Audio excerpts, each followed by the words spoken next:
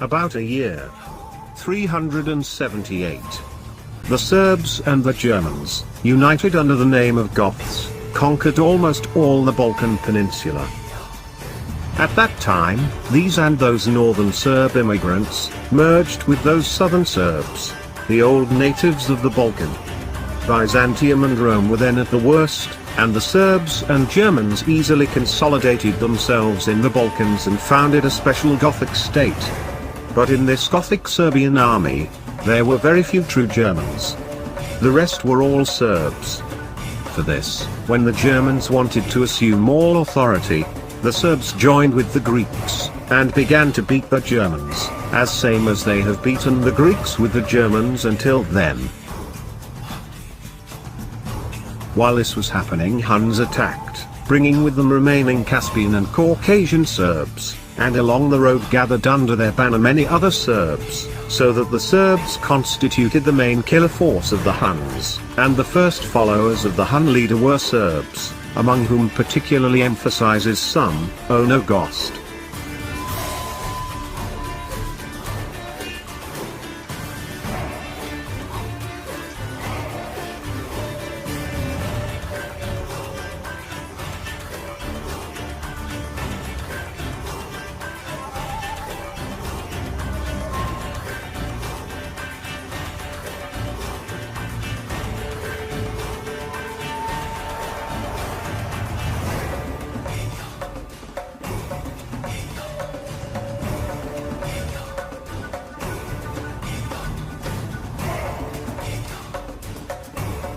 About a year 449.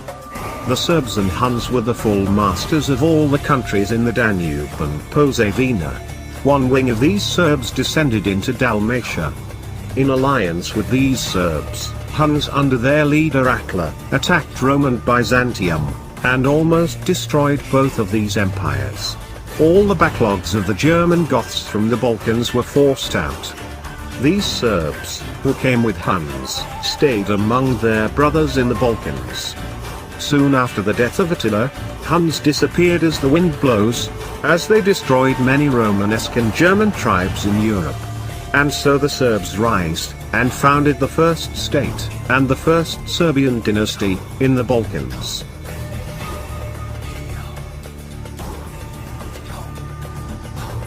As soon as the Goths and Huns collapsed, a great man named Svevlid appeared among the southern Serbs. He came from the Greater Serbia and skillfully used the weakness of Byzantium and Rome, and founded the new Serbian state, which spread across the mountain of the Balkans, from Rila to the Old Mountain, and across northern Macedonia, Old Serbia, and Albania, along the Adriatic Sea, even in Istria to Trieste.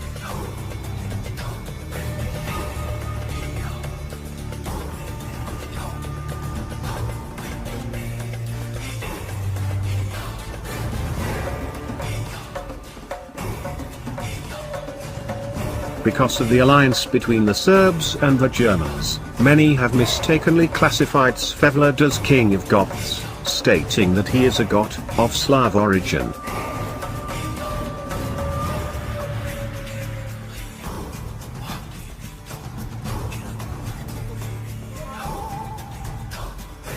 But he was a Serb, a Lusatian Serb from the Lusatian tribe of Milčans. This information was also published in the book by prominent Serbian historian Milos Milojevic, whose book was forbidden to the public for 124 years. And that the Milčans were Serbs, and that they called themselves Serbs Milčans, also confirms the medieval German historian Dietmar von Merseburg.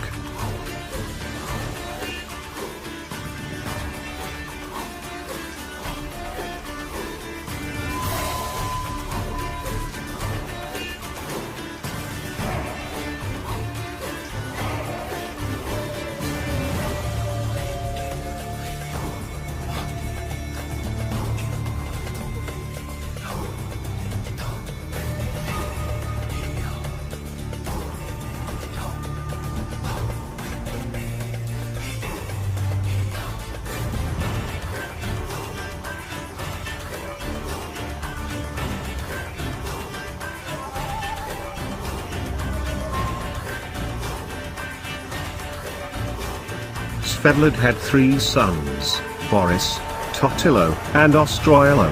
After his death in 530, he was succeeded by his eldest son Boris. He stays in his father's lands, and sends two younger brothers to conquer other territories.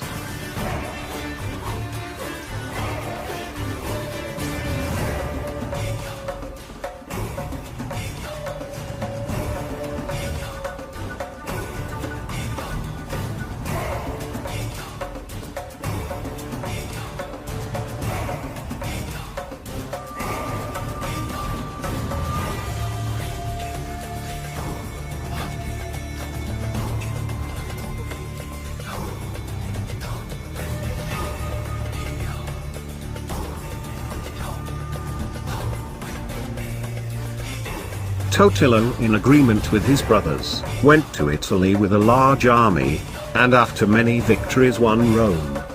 He continued to attack Italy in cooperation with the German Goths, and accordingly some think he was a Goth, which is not true.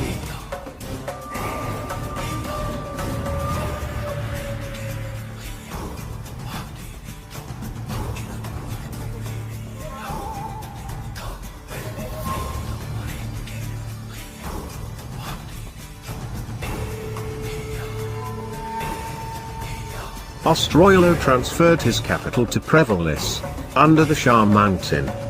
He won many of the remaining cities in the Adriatic coast. He destroyed the old town Epidaurus in Dalmatia.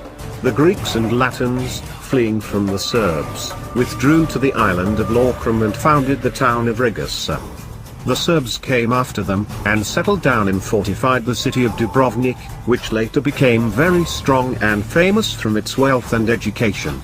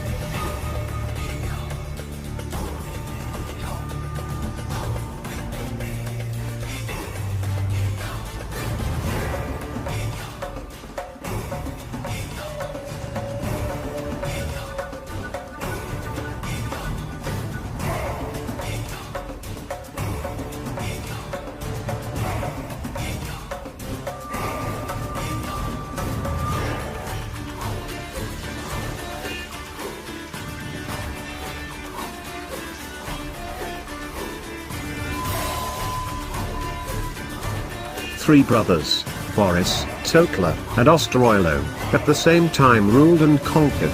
From there originates the coat of arms with three lion heads, which represents the rule of three brothers, and the dynasty Svevled of each. This coat of arms is now used as the coat of arms of Dalmatia. After the death of Ostroilo in 552, he was succeeded by his son Svevled.